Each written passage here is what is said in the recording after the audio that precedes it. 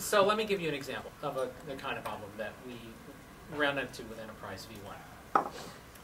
So the idea of Enterprise V1 was pretty simple. We have these courses, which we're just going to call their generic groups. They're groups of people. We're going to ship them over to the LMS, right?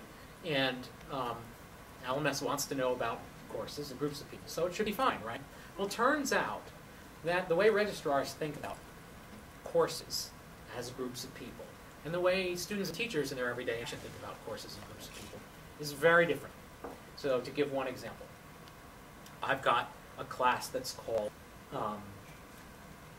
Statistics for Psychology, right? And it exists in the math department and it exists in the psychology department, right?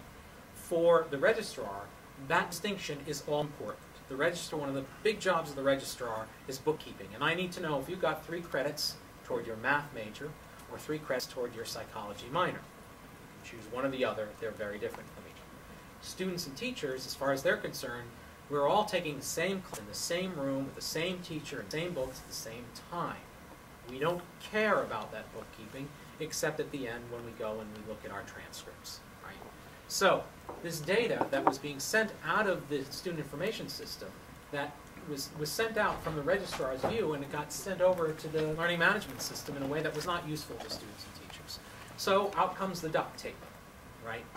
And this happens in a variety of cases. It can happen with multi-section courses. You know, you have lecture, lab, discussion group, that kind of thing. And so different universities dealt with it in different ways. Sometimes they used a process patch. So we go to some customers and we ask them, you know, how's it going? How are you managing these cross courses? Well, it's no problem. Oh, really? How do you solve it? How do you deal with this? We just don't let anyone cross those courses. Okay, what about multi-section courses? Well, we just send over the one section and we kind of make sure that, you know, we send over the lecture section and we kind of figure out how to make sure that everyone's actually registered for it. And often, these people who are working very hard to get all the systems running, after a while, when you're dealing with this pain for this long, you develop Stockholm Syndrome. You start to feel predictive of your kidnapper, right? So they become very, oh, it's working great. There's no problem. We just don't cross-list courses. More often, the patch is a technological patch. So what they do is they build this big machine in the basement somewhere, the sub-basement, and they get somebody like Nick here to live down in that sub-basement. And his full-time job, stuff comes out of the student information system, and this machine takes that stuff and does stuff to it and shoves it into the learning management system. And it does it because Nick is down there 24/7, checking the gauge to make sure it says exactly 382 PSI and pulling the lever and turning the crank to make sure this thing works.